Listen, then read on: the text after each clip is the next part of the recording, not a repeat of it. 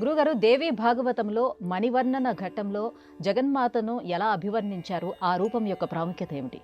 అష్టాదశ మహాపురాణాల్లో దేవీ భాగవతం చాలా విశేషమైనటువంటి పురాణంగా చెప్పబడింది. అమ్మవారి యొక్క సర్వ విభూతుల్ని అందులో వర్ణించారు. మామూలుగా మనకి నవరాత్రుల్లో శరన్నవరాత్రుల్లో మనం విశేషంగా ఈ దేవీ భాగవతానికి సంబంధించిన కథలన్నీ కూడా వింటూ ఉంటాం. దుష్ట శిక్షణ ధర్మ సంరక్షణ చేస్తూ జీవులందరినీ కూడా జ్ఞానం వైపు నడిపించడానికి అమ్మవారు మణిద్వీపంలో ఉన్నట్టుగా వర్ణించారు.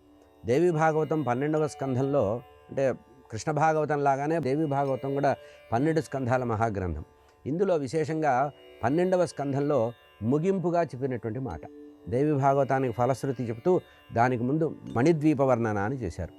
ఆ మణిద్వీప వర్ణన క్షీరసాగరంలో ఏ విధంగా అయితే విష్ణుమూర్తి పాలసముద్రంలో ఉంటారంటారో అదేవిధంగా అమ్మవారు క్షీరసముద్రంలో ఒక పెద్ద ద్వీపం ఉందిట. ఆ ద్వీపంలో అనేక ద్వారాలుండి ఆ అనేక ద్వారాలు దాటిన తర్వాత అమ్మవారు శ్రీచక్రం మీద ఒక మంచం ఉంటుందట. అందులో మహావిష్ణువు మహేశ్వరుడు, మహావిష్ణువు యొక్క అనుగ్రహానికి మహావిష్ణువుని కూడా అనుగ్రహించగలిగినటువంటి మహేశ్వరుడు, ఆయన్ని కామేశ్వరుడు అన్నారు. మణిద్వీపంలో ఉండే శంకరుడికి కామేశ్వరుడు పేరు, అమ్మవారికి ఉండేటువంటి పేరు కామేశ్వరి. అక్కడ అమ్మవారు త్రిపుర సుందరిగా లలితాపరాభట్టారికగా ఉంటుంది.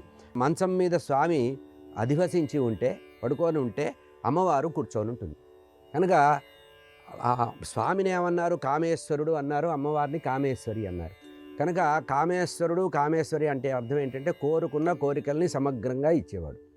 ఎవరైతే శ్రీచక్రం మీద అధివసించి ఉన్నటువంటి ఆ మణిద్వీపంలో శ్రీచక్రం మీద అధివసించి ఉండేటువంటి అమ్మవారు పరిపూర్ణంగా పరమేశ్వరుడి యొక్క అనుగ్రహంతో, పరమేశ్వరుడి యొక్క సహకారంతో జీవులందరిలో ఉండేటువంటి కోరికల్ని తీర్చడానికి అక్కడ కామేశ్వరుడుగా, కామేశ్వరి మాతగా అమ్మవారు ఉన్నారు. ఈమెనే భవానీ అన్నారు, ఈమెనే లలితా త్రిపుర సుందరి అన్నారు.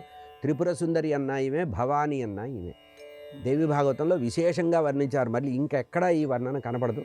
మణిద్వీప వర్ణన అనేటువంటి సందర్భంలో చెప్పబడింది.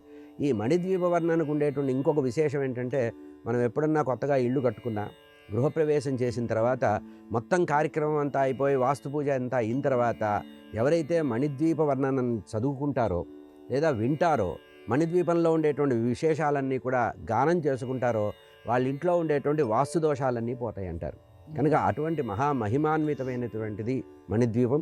ఆ మణిద్వీపంలో అంతరాంతరాల్లో అనేక మంది పరిచారకులు, కోటాను కోట్ల పరిచారకులు ఉంటే వాళ్ళందరూ సేవిస్తూ ఉన్నప్పుడు అమ్మవారు కామేశ్వర సహితంగా, కామేశ్వరి రూపంలో, త్రిపుర సుందరి రూపంలో భవానీ అమ్మవారు లలితా పరాభట్టారిక అందులో ఉంది అనేటువంటి విషయాన్ని దేవి భాగవతంలో చాలా అందంగా వ్యాస భగవానుడు వర్ణించిన సందర్భం.